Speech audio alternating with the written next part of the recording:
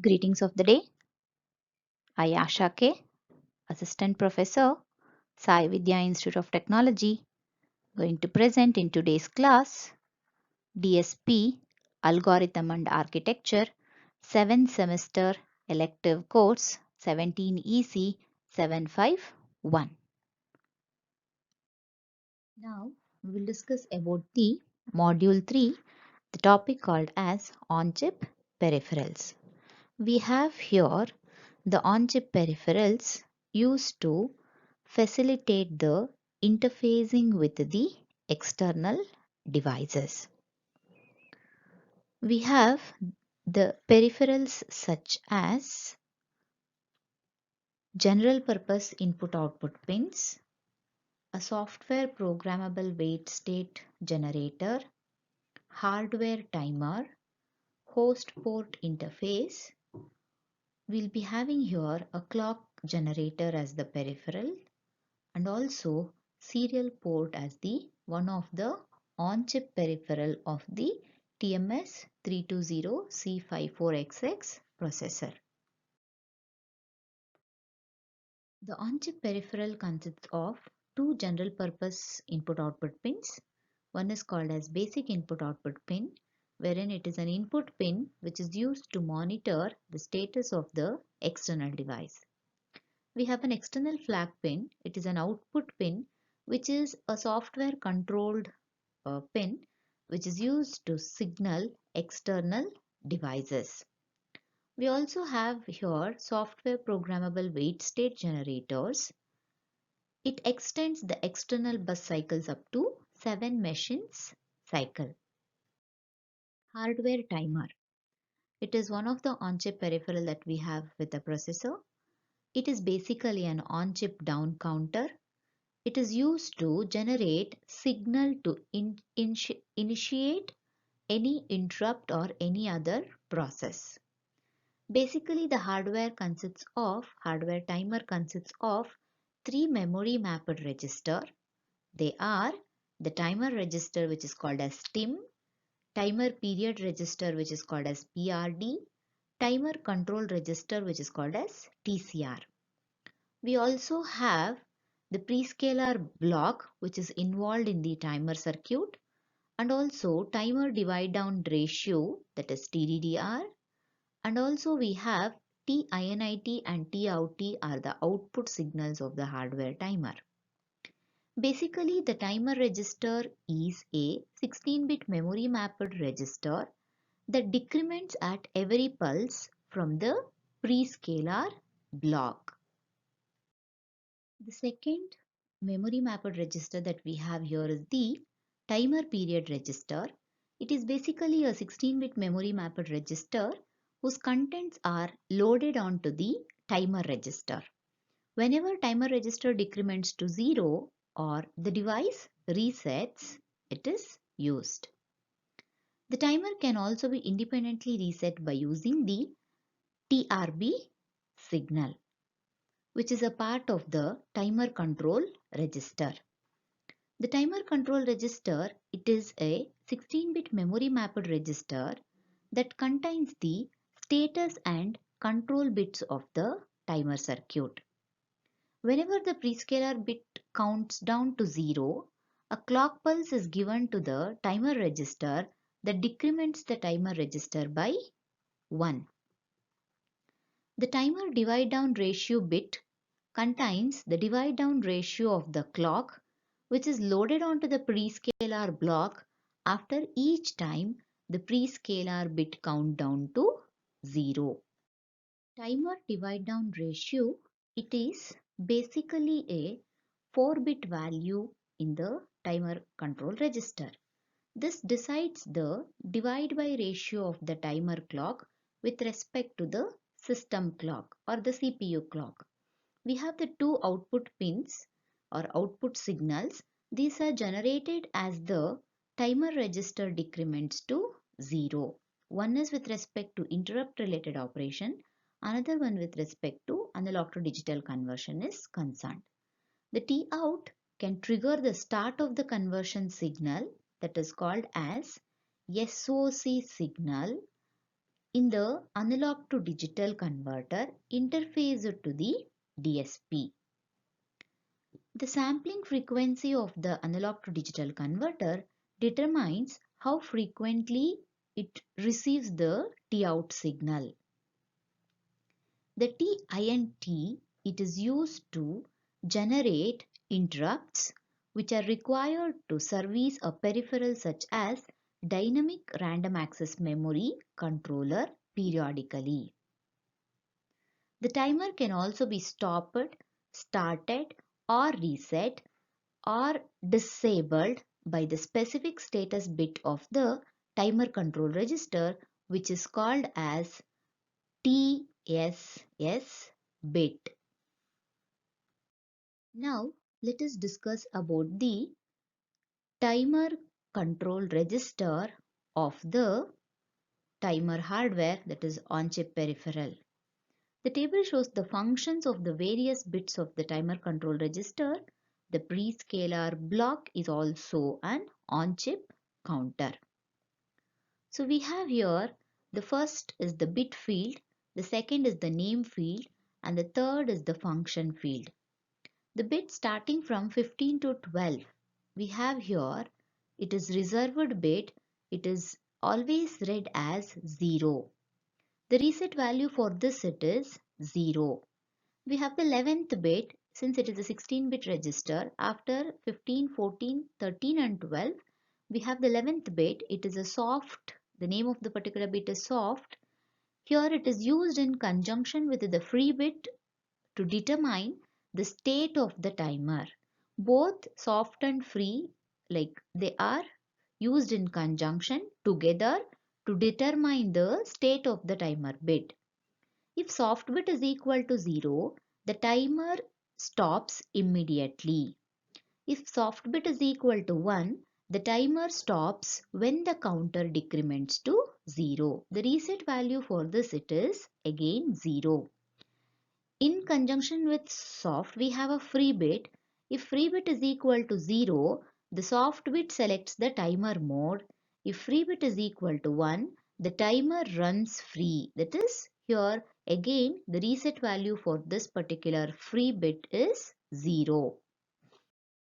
The fourth bit field that we are having here, it is called as the timer prescaler counter, PSC bit. The main purpose of this PSC bit is to specify the count for the on-chip timer. When PSC is decremented past 0 or the timer is reset, then the PSC is loaded with the content of the timer divide down ratio and the timer register is decremented once. We have a TRB signal, it is a timer reload bit. It resets the on-chip timer. When TRB bit is equal to 1, that is set, the TIM, that is timer register, is loaded with the value in the PRD and PSC is loaded with the value in the TDDR. TRB always read as 0 in this case. We have the next bit which is called as TSS. It is the timer stop status bit field. It's a 1-bit field. It stops or starts the on-chip timer. When TSS is equal to 0, the timer is started.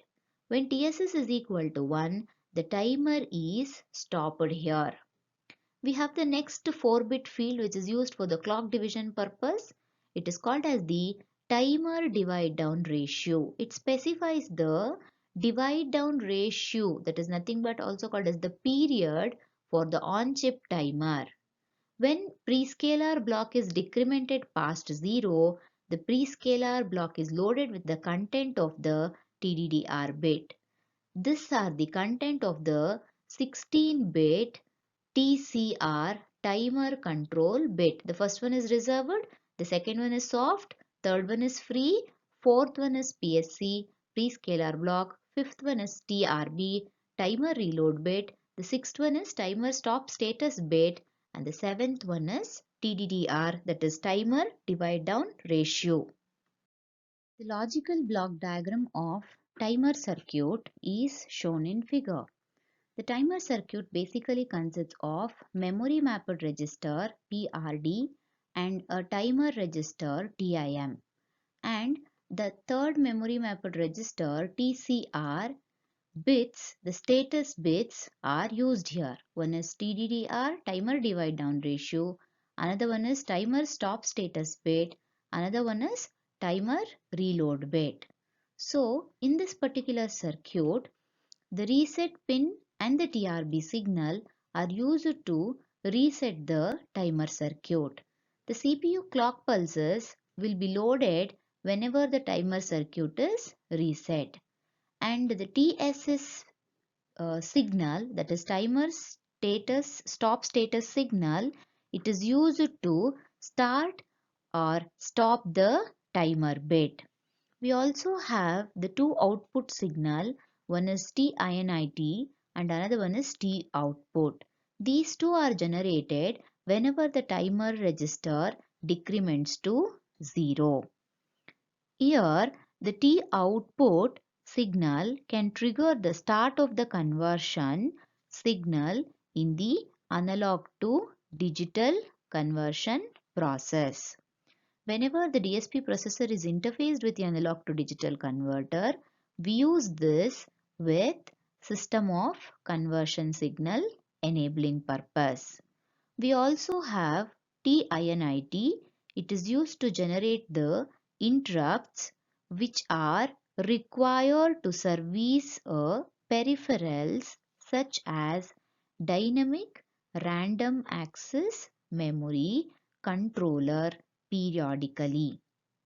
With the help of this particular signal TSS, a timer can also be stopped, restarted, reset with the help of a reset signal, and also we can disable the timer with the help of specific status bit. Our logic are also used to reset the timer circuit block. The next on-chip peripheral that we have here is host port interface. It allows us to interface an 8-bit or 16-bit host devices or a host processor by using the host port interface. Here, signals which are present in the host port interface are discussed. The host port interface consists of a host interrupt which is called as HNIT. We have H-ready signal in the host port interface. We have two controller signals HCNTL0 and HCNTL1. We have HBIL signal and we also have to read and write purpose HR/write bar signal. The important signals in the host port interface are as follows. We have here a 16-bit data bus and an 18-bit address bus. The host interrupt, that is called as HINT, for the DSP signal to signal the host when its attention is required. Whenever the host requires the attention of the DSP processor, then this particular H interrupt signal is used. H ready, a DSP output signal which is indicating that the DSP is ready for the transfer. We have two control signals. They indicate the type of the transfer that we are transferring or carrying out. The transfer types may be data transmission or address transmission. The signals are HCNTL0 and HCNTL1. We have the next one, HBIL. If this is low, it indicates that the current byte is the first byte. If it is high, it indicates that it is the second byte. We have HR/write bar signal. It indicates if the host is carrying out a read operation or a write operations. These are the few important signals used in host port interface. A generic block diagram of the host port interface is shown here. The host consists of data lines 16-bit, address lines 18-bit, and one read/write bar signal, and we also have your data strobe signals and a ready signal. The host data lines are connected to the host port interface, which is of 16-bit, and here it consists of the host port interface data lines 15:0. We have here H interrupt signal and H controller signals and HBIL signal, and HAS is connected to plus VCC. The read/write bar is connected here to HR/write bar signal of the host port interface. We have here data strobes, that is host to data strobe 1 and host to data strobe 2 active low pins. We also have HCS signal, controller signal for the host port interface. The data or the address that has come from the host it is passed through the host port interface, and it is stored in the internal memory with the help of dynamic memory access. Without intervention of the TMS processor, we can load the data to the memory with the concept called as dynamic memory access. This is the complete block diagram of host port interface circuit. To prepare the content in this particular presentation, the textbook referred is this, and the reference books referred are the following. Thank you all.